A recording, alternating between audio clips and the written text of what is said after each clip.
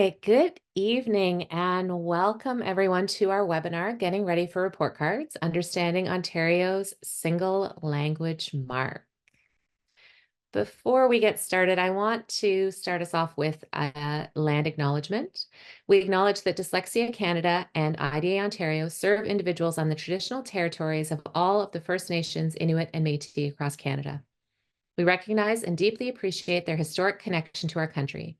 This acknowledgement reminds us of our responsibilities to our relationships and the ancestral lands on which we learn, share, and live.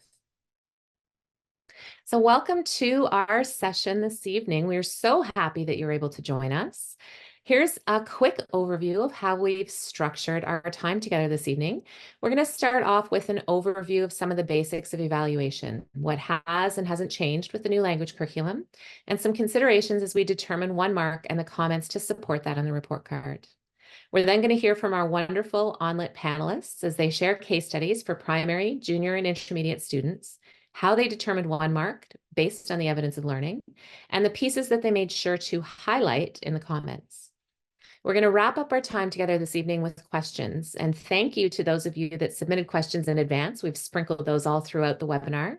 If any questions pop up that you'd like to share with our presenters, please put them in the Q&A box or in the chat, and we will address them at the end. And we are excited to announce that we do have a prize for tonight's session. So tonight's prize is Next Steps in Literacy Instruction. It's up on the screen. I've got it here. It's my favorite book. This book provides clear and practical answers to how educators can translate the results of universal screening into evidence-based instruction, targeted interventions, and improved reading outcomes. It's a fantastic read, and ONlit is currently offering 2 great book studies in English and in French. So you can join Nellie every second Tuesday or me in French every second Saturday if you prefer to work in French. And we're going to use that to connect assessment to effective instruction. The book is available for free through the OCT library. And if you go into the chat, I believe that Alicia has posted the link so you can sign up for the webinar right away. We are currently just wrapping up chapter 2 and getting into the meat with chapter 3. So you are welcome to join us. You haven't missed out on a whole lot. So stick around until the end of the session tonight to see if you are the winner. Before we dig in, I want to take a moment to introduce the team joining me tonight and thank them for helping to gather all of the great information we're sharing. Laura, Siobhain, and Melissa are members of our curriculum assistance team and have shared some case studies that we're going to look at a little bit later. We also have our ONlit team answering questions in the Q&A and in the chat. And I get to start us off. I am Jordan Sloan, and I am a bilingual literacy coach with the Renfrew County District School Board. I've had the pleasure of working with ONlit since its launch, and I am the co-host of both the Coaching Network and the host of the French book study for Next Steps in Literacy Instruction every second Saturday morning. As we get into this material, I want to emphasize that we are presenting general suggestions. Your board may have specific policies and requirements, and without a doubt, these take precedence over anything we are going to suggest tonight. Listen to your board before you listen to us. You'll also want to seek guidance from your board with regards to reporting policies for multilingual learners and special education, as well as for their policy around the use of the NA for the early reading screening section of the new report card. I also want to emphasize a few things because we are all coming to this journey from our own starting places. We've all experienced learning at our own pace and in our own way. And as we move through tonight's material, please be mindful that everyone's coming to this with their own understanding and from a place of trying to improve. We're going to consider what we can learn from engaging with viewpoints that do not mirror your own. Engage critically with the content. Do not allow your first thought to be your only thought. Know that growing and learning means that you may shift your position, revisit your assumptions, and advance your thinking, and ensure that conversations are supportive, fostering an environment for growth and learning. So part 1, we're going to get into the basics of evaluation. We're going to start with what has not changed before digging into what's new. We're going to look at comments, evaluation versus assessment, and sources of assessment data. So what has not changed? Point 1 on this slide is a reminder that we teach and assess the specific expectations of the curriculum, but we evaluate a student's achievement of the overall expectations for that grade. This has not changed from the previous language curriculum and is applicable to all of the subject areas of our Ontario curriculums. We certainly continue to differentiate for our students, to meet them where they are, and to work with them to fill gaps and to continue forward momentum. And in some cases, we may be addressing things that are not part of our grade level curriculum to our whole class. When it comes to evaluation and reporting, however, Growing Success reminds us that evaluation accurately summarizes and communicates what students know and can do with respect to the overall curriculum expectations. Remember that these are grade level expectations for the end of the school year and that your professional judgment plays a part in determining how a student is evaluated. The second point on the screen reminds us of just that, the value of our professional judgment as we determine which specific expectations to use when we evaluate achievement of the overall expectations. We use that judgment to determine which expectations we will instruct and assess, but not necessarily evaluate. Remember again, Growing Success states that determining a report card grade involves the interpretation of evidence collected through observations, conversations, and student products combined with your professional judgment. The report card grade represents a student's achievement of the overall curriculum expectations as demonstrated to that point in time. We use content standards, that's curriculum expectations, and performance standards as outlined in the achievement chart to make consistent judgments about the quality of student learning.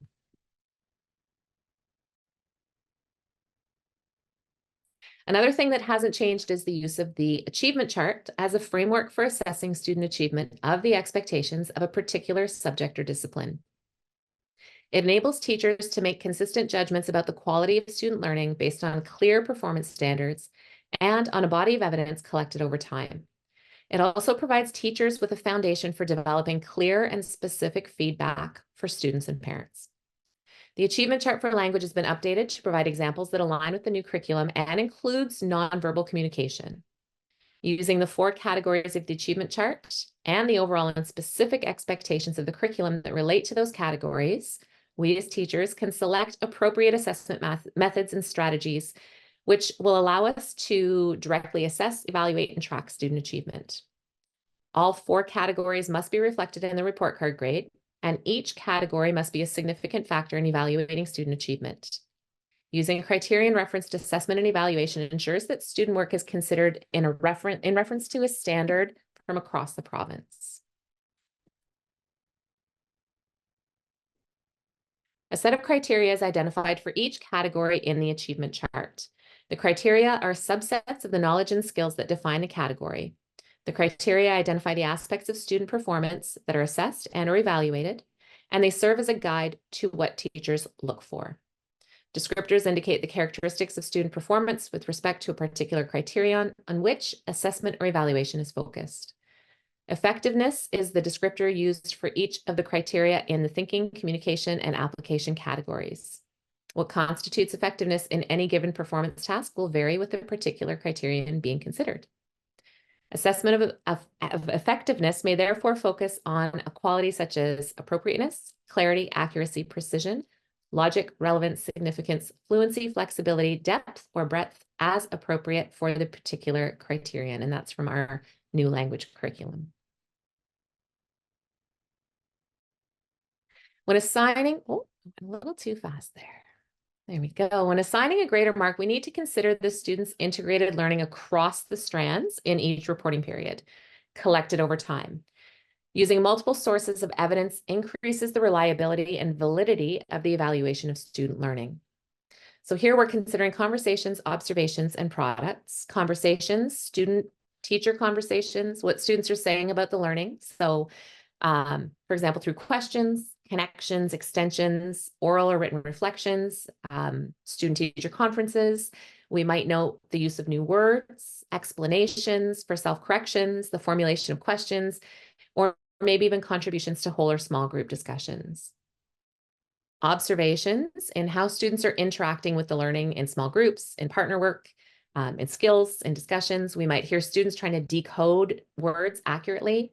We might notice them making connections and corrections in their own reading and spelling. looking for books with more challenging words, perhaps contributing to the vocabulary lists, or even transferring knowledge to new concepts. And finally, products. That is an activity or a task that's a response to the learning. So maybe that's a written work, models, graphic organizers, videos, songs, dramatizations, posters, quizzes. We might see our students creating word webs or decoding new words in various content areas, reading decodable text fluently and accurately, maybe retelling a story or writing a sentence or a simple story.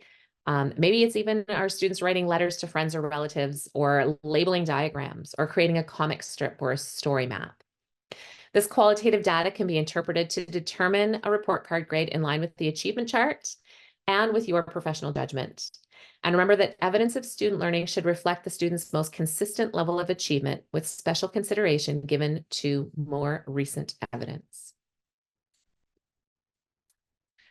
All right, so moving on to what has changed. The 2023 Addendum to Growing Success has shifted to reporting student achievement as one overall grade or mark with supporting comments, with the idea that all strands are connected to and foster a cohesive approach to both instruction and assessment across the curriculum.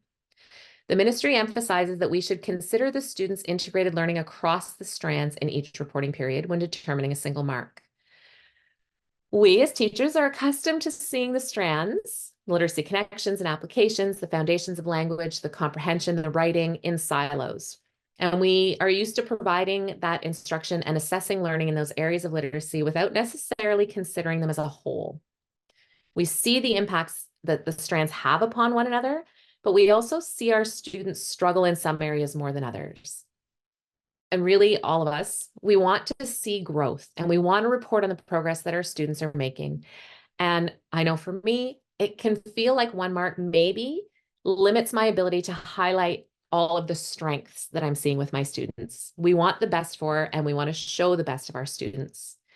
As we consider this shift to one mark throughout our session, let's just keep that in mind this evening. We're going to address some of the great questions that were sent in advance, and we're going to take a look at this idea in action with some case studies. So speaking of questions that we received in advance, here is our first submitted question. And thank you to everyone that submitted questions. This question came in several times, and it really does seem linked to this change to one mark. Is it expected that each strand is weighted equally when calculating one mark? So as we consider the weighing of the strands to determine one report card mark, we need to remember to consider the instructional context. This slide illustrates two possible contexts through the pie charts showing different proportions of the strands. In the first chart, you're going to notice that strand B is weighted more heavily than the other strands. What might be the instructional context that has led to this weighting? This might be a primary classroom with significant word level reading and spelling needs. Perhaps the teacher is purposefully giving a big push to teaching grapheme phoneme correspondences and word level reading and spelling, knowing that this initial investment of time is necessary to support strong comprehension in writing for strands C and D. Or maybe this is a junior or intermediate classroom where students have limited awareness of morphology and syntax. So the teacher is strategically focused on building this knowledge of language foundations and conventions in light of the shift in the curriculum. In the second chart, you'll notice that strands C and D are weighed more heavily. Perhaps this is something we might see in a junior or intermediate class with accurate, fluent readers who have a strong knowledge of language foundations and conventions. We might see that the majority of the instruction here is focused on the research-based practice of linking reading and writing. So students write about what they read and they read about what they write. There is no formula set as to how these strands should be weighed in determining a grade for a report card. And this is a place where your professional judgment will help to guide you. Consider the instructional context, consider what you've taught, and consider your students. The case studies a little later will help us to see this in action and to understand the thinking of the teachers as they determined a mark and what they included in a comment. And remember that you have professional judgment here. Use the assessment data that you've gathered, the observations that you've made, the conversations that you've had, and what your students have produced. Use the achievement chart and the curriculum expectations, and remember the instructional context. Growing Success tells us that professional judgment is informed by professional knowledge of curriculum expectations, context, evidence of learning, methods of instruction and assessment, and the criteria and standards that indicate success in student learning. The teacher is to use their professional judgment in communicating achievement with parents and students. In professional practice, judgment involves purposeful and systematic thinking that evolves in terms of accuracy and insight with ongoing reflection and self-correction. So we have another question that came in a few times. What should be included in a comment to reflect student learning and align with one single grade? Our comments become increasingly important with the shift to 1 mark. As always, we are going to focus on what students have learned. We're going to describe significant strengths. We're going to identify next steps for improvement. And we should continue to strive to use language that parents will understand and provide them with personalized, clear, precise, and meaningful feedback. Communication about student achievement should be designed to provide detailed information that will encourage students to set goals for learning, help teachers establish plans for teaching, and assist parents in supporting learning at home. Our comments should describe key learning with qualifiers and descriptors, focusing on what they've learned. We can use the information that we've gathered from those observations, conversations, and products to share specific examples of what students have done to demonstrate their strengths. We can then communicate next steps, sharing what the students still need to accomplish, connected to their learning, and be meaningful, clear, and attainable. Our comments reflect that personalized, clear, precise, and meaningful feedback. Although there are formal reporting periods, communication with parents and students about student achievement should be continuous throughout the year by a variety of means. That's like interviews and phone calls and checklists and informal reports and notes. The comments here provide us with a way to communicate what we might have once captured in more marks than 1 and are particularly important as we transition some of the what and the how of how we teach literacy. In a few slides from now, again, we're going to walk through those student profiles and highlight some potential comments or things that we want to make sure that we include in that comment for that child.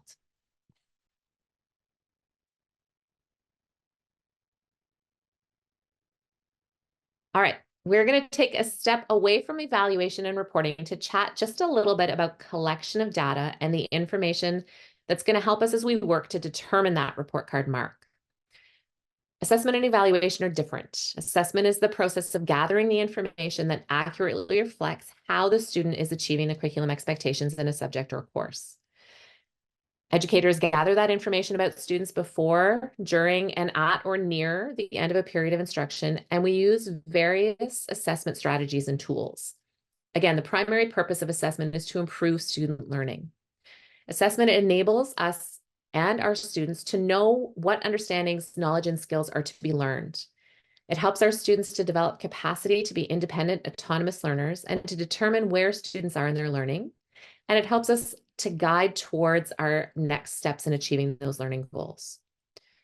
Assessment, and this is listed in Growing Success, should be planned concurrently with instruction, be integrated seamlessly into the learning cycle, illuminate what students know and can do, thereby guiding next steps in instruction as the teacher determines how to address strengths and learning opportunities, and helps both teachers and students monitor progress towards achieving learning goals.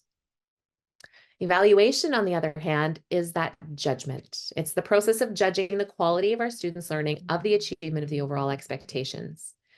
Here we use our professional judgment to determine which specific expectations to teach in order to evaluate achievement of the overall. Evaluation accurately summarizes and communicates to parents and students themselves what students know and can do with respect to the overall curriculum expectations. Evaluation is based on assessment of learning that provides evidence of student achievement at strategic times throughout the year and often at the end of a period of learning.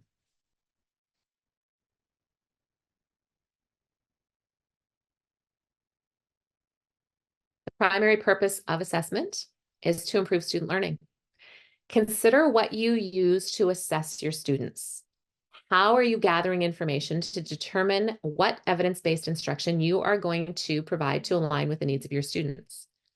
This leads nicely into another question that was submitted in advance of our session tonight, and that is, how do I determine a reading mark without using a leveled-based assessment? This is a really important question, and it's a really common question that we're hearing this year. And I think it stems from the point that many boards are shifting away from using the DRA, the FNPs, the GB+, the AlphaGen, due to many concerns about how poorly researched these tools are. The Ontario Human Rights Commission summarizes this issue really, really nicely, highlighting that these tools aren't well researched. We can't trust the data that they provide. The idea of reading levels is really unreliable, and it's not instructionally useful, and these tools don't tell us about the important skills that we as educators need to know to effectively teach children to read. We have a really nice handout, and I think Alicia's going to put that link in the chat, called Reconsidering Reading Levels, and it walks through some of these points. If you're interested, please take a look. There's another issue at play here, and that's that even ignoring these points, should we ever have been using these reading levels for evaluation? Even if these were high quality tools, which they're not, is that a meaningful source of insight that allows us to triangulate data points from conversations, observations, and products to generate a mark for reading? The authors and publishers of these measures emphasize that levels are to be a tool for educators to help us to inform our instruction, are not to be used for evaluation and reporting to parents.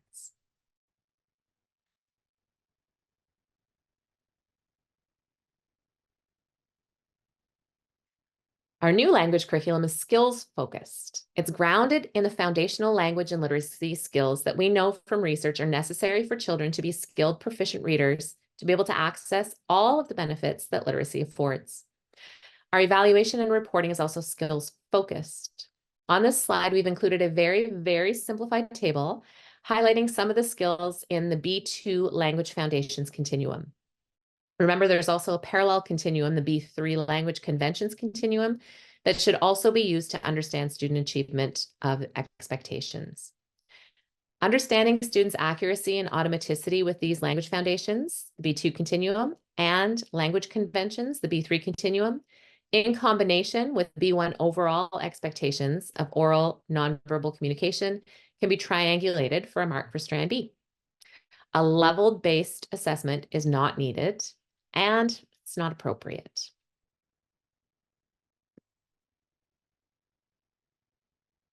While boards are shifting away from tools like FNP and DRA and PMs and GB+, many are exploring early reading screeners, and this is fantastic. This is an evidence-based practice. And another of the key recommendations of the Ontario Human Rights Commission is to use these evidence-based screening tools. A reminder, though, that these tools, these screeners, should not be used for evaluation. The ministry explicitly states that screening data from tools like Acadian, Stibbles, Easy CBM, and AimsWeb should not be used for the evaluation of curriculum expectations. Again, we highly recommend the ONlit Reconsidering Reading Levels document, and that'll give a clear breakdown on the back of the differences between screening, diagnostic assessment, progress monitoring, and evaluation. Screening measures are really just brief 1-minute indicators of a specific skill, and they're not measures designed to evaluate student achievement of the overall expectations of the curriculum. It is really tempting. I know we all want the checklist. We all want the answers. It's really tempting to use those at, above, below, and well below benchmark labels from those screeners to inform our report card mark. This is not supported by either the Ministry of Education or the screener researchers themselves. The benchmarks are not correlated with grades and are intended as assessment for learning, to drive teacher instruction, and assessment as learning to show progression along the trajectory.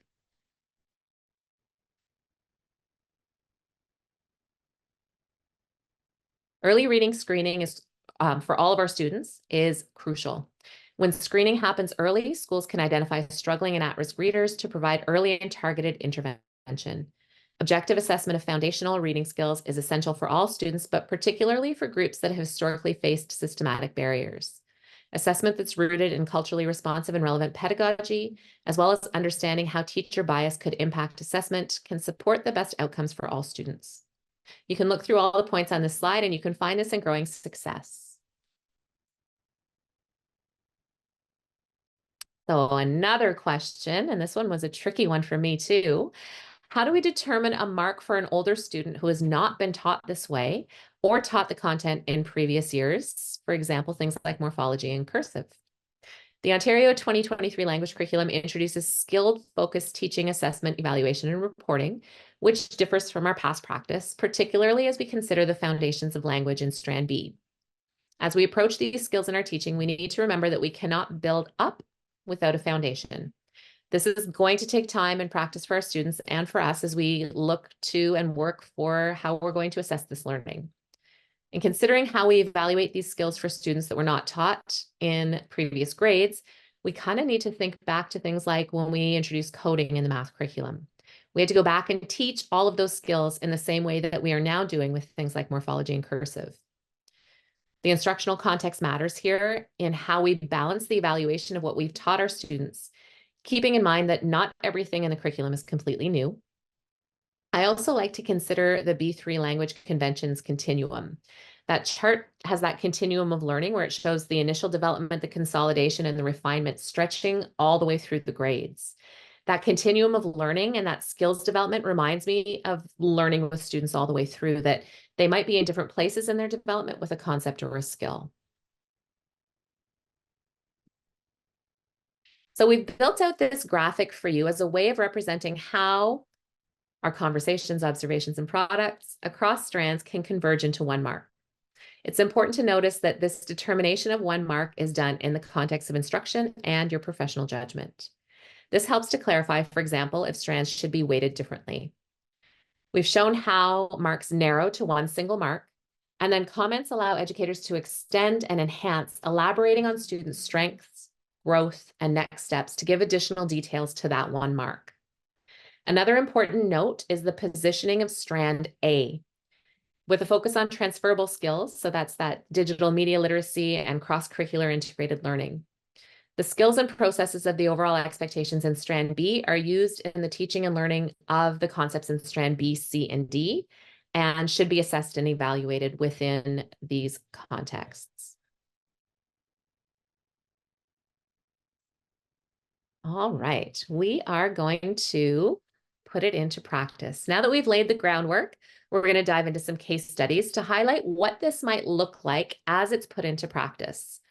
We're going to highlight 3 case studies, one for a primary student, one for a junior student, and one for an intermediate student. Note that these students are either students with details changed or they are hypothetical students generated from common patterns. I'm going to pass you over to Laura Bross, who will walk us through the case study for a primary student. Hello, everybody. I'm Laura Bross, and I'm a grade 2-3 teacher from the Avon-Maitland District School Board. The student I am going to walk us through with today is a grade 2 student. For setting the context, this is a grade 2 student. A report from Speech and Language indicates the child has DLD, a developmental language disorder. He does not currently have an IEP. To help us work toward building a report card mark for this child, I'll walk you through some progress the student has made this year and what strengths and needs I'm currently observing. So in September, this student did not read. He did not initiate reading at all. Phonemically, we see difficulties here, even with basic sound identification and distinguishing between similar sounds. In writing, significant difficulties are observed as well. The student does not initiate writing, and when he does, it is illegible and made of scribbles. We'll show you a writing sample on a later slide. Based on the report from Speech Language, it is not unexpected that the child has significant difficulty with language. He struggles to use appropriate syntax, tense, and vocabulary when speaking. Generally, he is reserved and does not say much in classroom settings, but he is very chatty and communicates with his peers. So now let's look in January. We can see very clear progress from this child. In decodable text, he is fluently reading CVC and CCVC patterns and accurately reading silent E words and words with digraphs. He attempts authentic text now. When spelling, he is using many more grapheme-phoneme correspondences, including consonants, short vowels, beginning blends, and digraphs. He is beginning to use suffixes such as plural s and ing. While the child still has some difficulty with short and short he can now successfully work with 4 and 5 sound words. His writing is now legible, though he is still practicing making the small part of a tall fall letter. He is writing at a better rate. He can now spell CVC and known high-frequency words independently in short sentences. He will now generate ideas and attempt to write a short sentence independently. During oral read-alouds, he can make accurate predictions about what is coming up in the text. He can recall events in order from previous chapters. He has reading comprehension with the decodable text that he can read independently. He can now use new vocabulary when prompted by an adult and give appropriate responses when using a sentence stem. He has tried to use new vocabulary in authentic conversation and has asked me to help him remember the word he was looking for. For example, he asked me, "What's that word again that means busy?" I responded with, "Bustling?" He then finished his sentence with, "Yes, bustling. We were bustling during that assembly," with a great big smile on his face.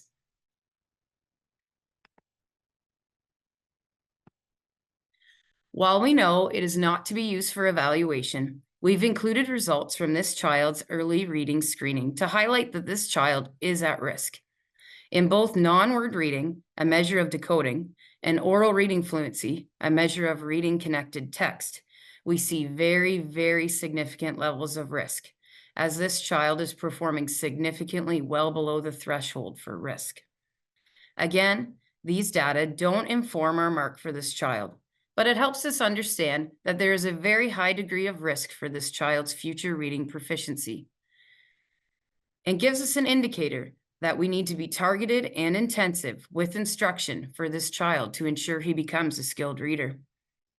The data indicates that this student has made great growth in his ability to blend and read words, but still needs intense, explicit, and systematic instruction on word-level reading and reading connected text. There is growth to celebrate, but a lot of intentional work ahead.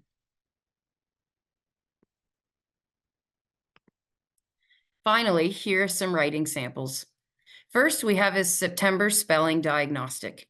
He has some consistent consonant letter sound knowledge. From my observation notes, he really struggled with letter formation during this task, and as the list progressed, he was exhausted by it. By word 12, I had to help him to get through it as he was getting overwhelmed with the workload. Next, we see this diagnostic again, which was completed yesterday. This was completed unassisted and done in a whole group dictation setting. He happily completed it. Letter formation has greatly improved, and his pencil grip no longer exhausts his hands. He is accurate with consonant sounds and blends, short vowels, and some digraphs. I have not yet explicitly taught long vowel teams in our sequence, so it's expected that he did not include that pattern. Next, we have a writing example that we completed last week. To lead up to this, students worked in groups to reread a text about a famous structure. And then using a template inspired by the writing revolution, they crafted 4 well-written sentences. I was then able to meet with this student and rewrite his 4 sentences on his page so he had a neat model to use. He then took these sentences and combined them into this paragraph about the Eiffel Tower. He was so proud of his work and proudly displayed on our hallway bulletin board.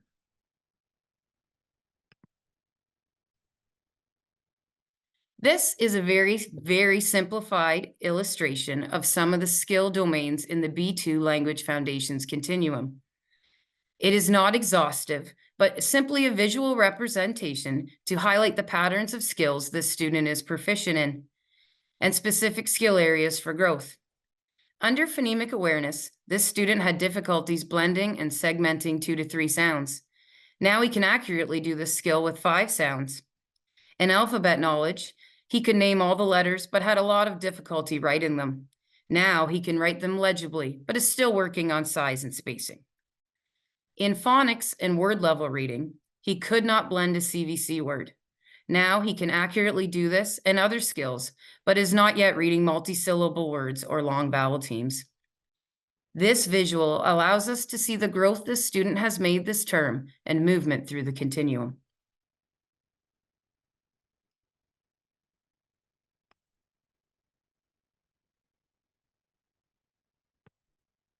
This student has showed tremendous progress this term. He is now initiating and persevering at reading and writing tasks. He feels good about his growth and wants to practice with the teacher and his peers. He attempts all writing tasks and will use modeled supports. Even though he cannot read authentic text yet or write fully independently, he has shown enough growth that he will do these skills with support. So for example, with decodable text or using sentence stems in writing. I chose a C- because I wanted to honor the tremendous growth and work this student has shown this year, but also show the needed work ahead to get him to grade level. I update parents every few weeks to celebrate success and share next steps, so they are aware of the challenges ahead, but thrilled with the literacy growth in their child.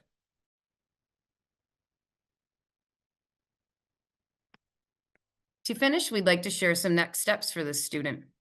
First, he will need continued instruction on isolating and spelling difficult sounds that align with speech difficulties. This includes differentiating between short I and eh, and other minimal pairs such as f and v and ch and j. Next, we will continue our focus on accurate letter formation and word spacing when writing sentences and longer pieces of writing. We will begin instruction on our control vowels and vowel teams in reading and spelling. However, in addition to this, daily instruction and practice will be needed on skills previously taught to ensure mastery. In writing, we will work on writing complex sentences with support such as scribe models for writing in the content areas. And finally, in oral language, we will continue to provide sentence stems to encourage use of new vocabulary. We will support and celebrate the student's attempt at using vocabulary in authentic conversation. Thank you for joining us tonight, and I hope this case study helped you. Up next, we have an example from a junior classroom. Thanks, Laura. Next up, we're going to see an example from junior and then intermediate with Melissa. Hello, I am Melissa Monette Smith, and I am currently a kindergarten teacher in York Region District School Board. The first one we're going to look at tonight is a grade 5 student. So this student has strong decoding skills. She's able to read with fluency and accuracy. The teacher is using both oral reading fluency measures and regular conferences with the student to monitor this. Again, like Laura said, these are not used for evaluation, but they are helping to inform the instruction in the classroom. The student demonstrates proficiency in spelling and morphological knowledge when engaging in whole group tasks. Her comprehension is strong and her ability to use a wide range of vocabulary when speaking is proficient. However, she has some difficulty comprehending texts that include complex sentences. When writing, she often uses run-on sentences and fragments and limits her expression to simple sentences. She rarely uses capital letters or punctuation appropriately, or at all, which is having an impact on her composition and communication. Through observations and conversations and products, the teacher has determined her achievement in strand B to be a B-. In strand C, she's receiving a B+, and in strand D, she's receiving a B-. When considering the instructional context of time spent and where growth has been made and continues to lag, the teachers determined that the overall mark for this student would be a B-. Some considerations when writing the comment would include that the student uses knowledge of morphemes to read, understand, and spell unfamiliar words with appropriate accuracy and fluency, that they read and comprehend various texts using knowledge of words, grammar, cohesive ties, sentence structures, and background knowledge. And some next steps would include that the student's going to be supported in integrating various language conventions when writing, including conjunctions, varied adjectives, and adverbs to construct different sentence types and forms. And also that they will be encouraged to imply the knowledge of the function of capitalization and punctuation to communicate meaning when writing texts. Now we're going to switch over to intermediate. We have a grade 7 student here, And it's important to note that a large proportion of the term was dedicated to morphology and vocabulary, as well as reviewing the B3 language conventions, as the teacher's initial assessments showed lagging skills class-wide. This student is a fluent and accurate reader when reading in a variety of settings. The student regularly engages in whole group and individual conversations related to a wide variety of texts, including podcasts, digital and media texts, and from a variety of perspectives. But despite showing competence in B2 and B3, the student requires support in communicating thoughts and ideas in written form. While they regularly engage in conversations demonstrating their knowledge of and ability to respond to text, which would be strand C, developing and organizing ideas from strand D continue to require extensive support from the teacher. The teacher has ample observations and conversations and some products to evaluate growth in strands A, B, and C. The student is not yet demonstrating proficiency in strand B. The teacher has made the evaluations as follows. In strand B, they are getting a B+, which would equate to 78%. They are using the chart in growing success to determine these percentages. In strand C, the student would be receiving an A-, which could equate to an 83%. And in strand D, they are receiving a C, or 65%.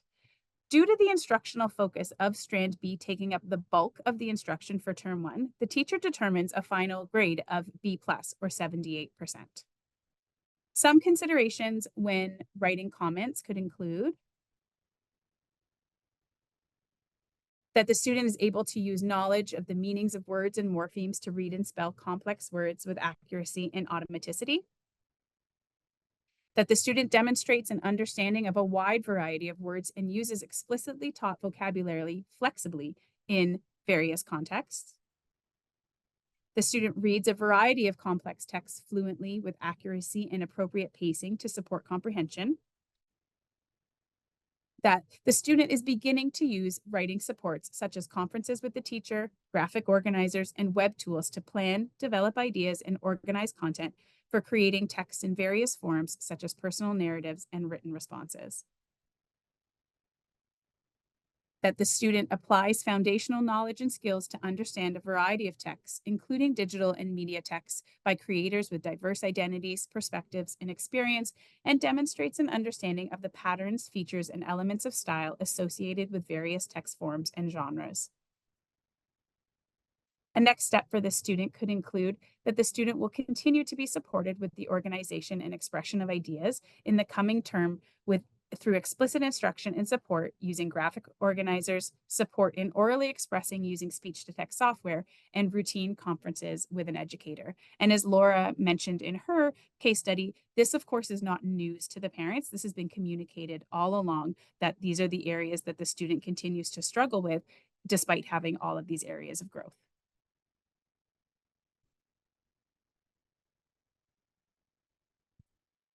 Thank you to Laura and Melissa for sharing, and to Siobhain, who wasn't able to join us tonight, but shared our junior case study. Before we get into some of the questions that we received this evening, I want to highlight a few of the key takeaways from our time together. First, a reminder to consider the instructional context in the evaluation of student achievement and the determination of a single mark. With the shift to that single mark, comments give us the opportunity to connect growth and key learning and to build partnerships with families. Finally, a reminder to give yourself grace. We are all in this together. You are a skilled professional and you have the judgment and the insight to do this. Okay, time for questions. And the cat team is going to jump back up on here with me, and Alicia's going to let us know if we have any questions in the chat. Jordan, I'm just taking away your slide control. I've got it just because I have a bunch of links to click and the back end. I'd just like to jump in by saying we had a really wonderful, lovely, active chat. And Laura, I'm not sure whether you saw any of it, because I know it's hard when you're speaking to keep an eye on what's coming in, but there was a whole lot of love for all the wonderful work you're doing with your student, and particularly shouting out, you know, the incredible growth that he's making. So I just want to make sure you saw that, because I too, you know, completely agree. There have been some wonderful questions, and I'd love to point these at some of our wonderful panelists. One that I'll start off with is how can we support parents and caregivers and families in understanding the new curriculum? I'll just put that out there, and anybody who wants to jump in is more than able to. Well, I can start us off, and then maybe Melissa and Laura can add in anywhere they want to. Ongoing communication, and both Laura and Melissa mentioned that in their case studies. Talking about parent-friendly language, clarifying terms and jargons. This new curriculum has a lot of terms that might be challenging. So, reaching out to parents using that parent-friendly language. And I think we can add in the chat that there is an ONlit parent glossary that we can share with you. The ministry also has pages for parents that are available, and there is the option to have a parent literacy night. So we've got some slides on ONlit that can also be used to support that. Melissa, Laura, do you want to add anything to that? One thing I do with my classroom, I send out like a Sunday night week at a glance that I try to have pre-scheduled Friday before I leave school. But and in that, I'll discuss what we're going to learn that week. So I'll kind of clarify some of these terms as we're learning them as we go through the year. And then I also include the parent glossary with my report card in the report card envelope when I go home to help. A student like the one I was discussing in the case study, I am sharing kind of progress monitoring updates with those parents every couple weeks to keep them like, this is to celebrate his growth and what my next steps are. And then I find they celebrate with him, and then he comes to school even more geared up, ready to go. So I try to, as we go through the sequence, I share that information with my parents. Yeah, I would say the same thing. I had that parent glossary out for parents when we had our parent-teacher interviews. Just recently, a couple weeks ago, we had a family literacy night at the school to celebrate literacy.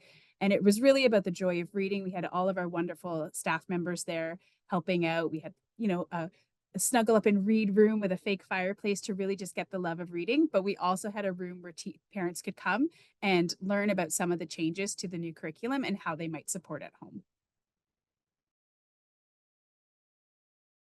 I'll jump in with the next question. Perfect. Great. Thanks, Alicia. I was about to say, I'll get you another question in just a moment. There are quite a lot of comments and questions about just the size of the space that you have to write comments on the report card. People are saying, we're limited to 1,100 characters. So, the examples that you all provided were rich and lovely comments. And I think people are wondering, do you actually put those in the report card? Do you shorten them? Do you give them to parents? How much detail are you providing there? Yeah, unfortunately, you cannot fit all those next steps into that box. So I'll be the first to admit that. My past principal was actually at this webinar, and she's the one who always had to cut my comments down. So you just have to pick what is you think the most valuable to put in there. So you have to use your professional judgment and how can you concisely put in what you think is the most important. And all those next steps that I shared, those are my instructional next steps. So that's still what I'm going to do for that child going forward. But what I fit in that box, that is just what I can do with that space to be the most concise. Yeah, I completely agree with Laura. It has a lot to do with thinking about the student and thinking about how you're planning on helping move them forward and what you're communicating with parents, and all of the things that Laura maybe doesn't say in the report card, I'm sure she's saying to the parents in other conversations.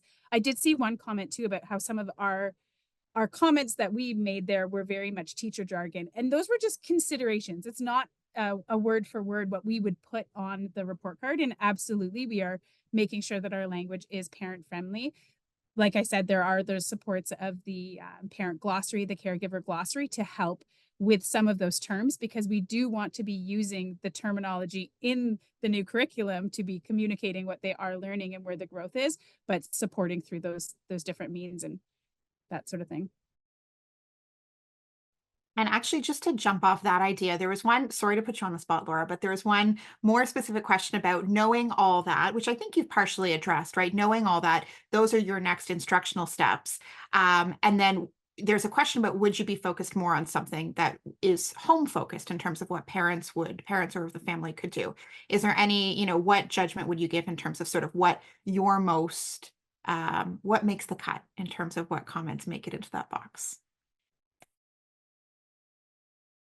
So then I would say it depends on your instructional context and that student. So for this student, we're really focusing on those B foundational skills. I have another student in my class who he's grade 2 and he can read anything you put at him. So, you know, his instructional context is different. His comments might have more stuff to do with syntax in his writing. So again, I think you have to reflect on the student you have and the instructional context and what's the most important next step for that kid. Do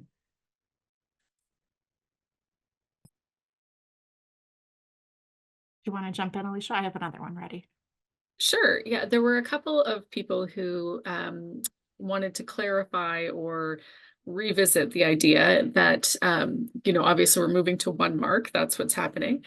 But in your examples, you had broken it out and then fed those all together. So maybe you could sort of revisit that logic again, because there were a couple of questions about that in the chat. Or if you're teaching all the strands interwoven together, kind of like, how do you tease that apart to bring it all back together? I'm teaching in kindergarten this year, but I can sort of think about this from my previous experience as well, is that while I'm creating opportunities for students to participate in all of the areas, so all of the strands, and I am interweaving them, you'll see in that intermediate comment too, that we were talking about all the ways that you could show strand A through those other strands. You are still looking at those individual sets of skills, right? Our new curriculum does have a skill-based component to them that when you look at each of the strands, you can sort of see, like, are they doing these things? So you can look at them both separately as well as together, and it's helping you to gather your assessment for the evaluation, right? So this idea that Jordan was saying too, that in the end, what we are doing is we are creating a judgment, and we are looking at all of these different strands, both together and separate, and how they play off of each other. How you organize your data to make sense to you is a personal thing as a teacher goes. I've been doing this for 17 years, and you find your own systems that work for you. We're just showing you one way that is sort of jumping off of where we left off with the old curriculum, because it might sort of speak to show you that sort of change, that gentle change from one system to another.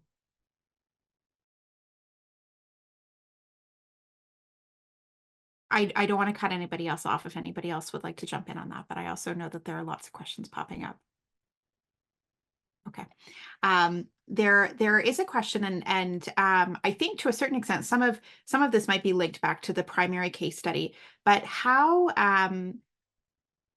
do you wrap your mind around a piece where a decoding or sort of a difficulty decoding encoding, and how that relates with other curriculum areas, and sort of how can we riddle that one out when there might be a core difficulty with decoding and spelling, and how do we then evaluate and report on writing, oral language comprehension? If there's any sort of, I know it's a challenging question that I think is one that a lot of people are sitting with, but do you have any thoughts on what that could look like?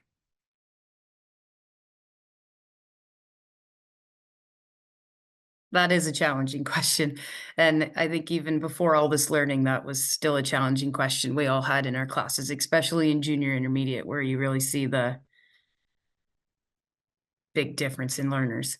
For me, I try to provide supports to overcome that difficulty with decoding. So in my writing example that I showed, that student went through all the process with his peers using his oral skills and his background knowledge to come up with the good 4 sentences orally, because if you can't say it, you can't write it. So we worked like that within groups.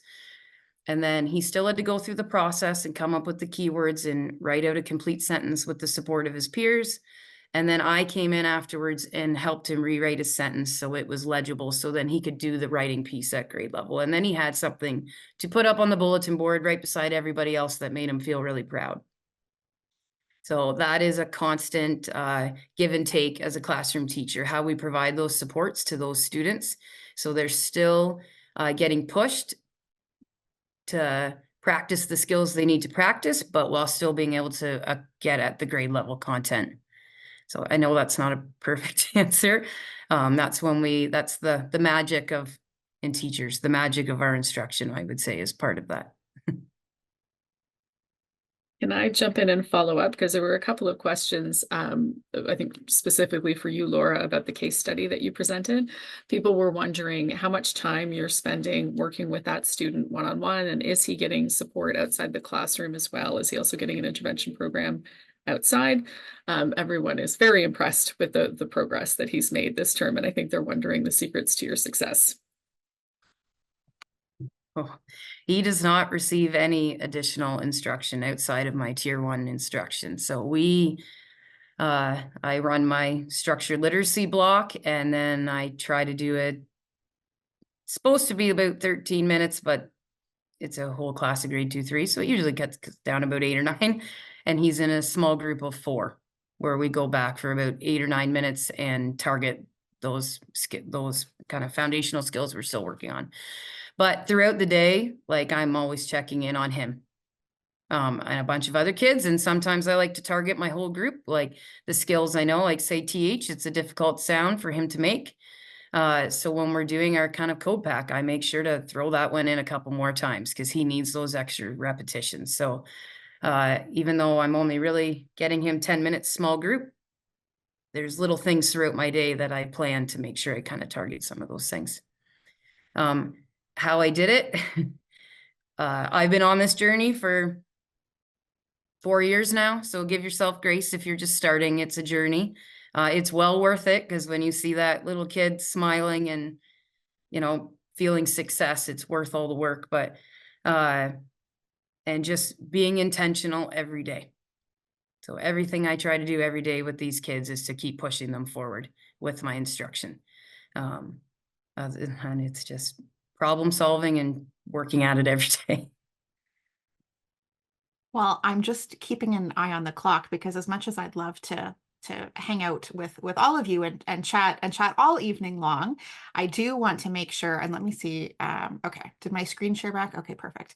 I did just want to make sure that I did highlight that Laura and Melissa and Siobhain, who is not with us but did help a whole lot in getting this webinar ready for you, are members of our wonderful curriculum assistance team, and they are available and so keen and thrilled to answer any questions that come in. So if you have questions that are specific to you, or if you had questions that didn't get answered, I know there were some that we missed, and for that I apologize.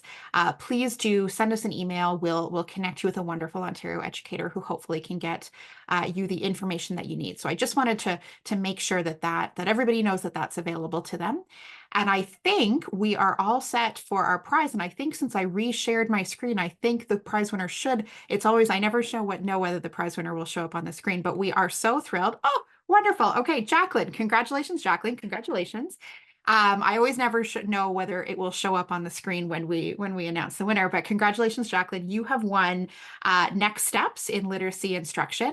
It is a wonderful, wonderful, wonderful book. Deb Glazer and Susan Smart. We are using it for 2 of our book studies this winter, and we really think the world of it for many reasons. It's a really lovely, clear, and concise summary of, effective literacy instruction, but it also gives really clear-cut, concrete information on the 3 screeners that have been approved by the Ministry of Education. So for many reasons, we love it, and we are so happy to that we can get that to you. So Jacqueline, if you could send us an email, info@onlit.org, that same email address as the curriculum assistance team, we can get you that book and we can send it your way. Just on behalf of Jordan and Melissa and Laura and Alicia and MJ and everybody here, we're just so thankful that you joined us this evening, and we are so thankful you came, and we hope we were able to support you. Please reach out with any questions in the meantime. We are so beyond happy to help, and we hope you have a wonderful evening. We'll make sure this session was recorded, so it will we'll send it to you shortly. It will be posted to our YouTube channel, and we'll also make sure we send it out to everybody who registered. So you'll be able to access that, and feel free to pass it along to anybody who you think it might be helpful for. Have a great night, everybody.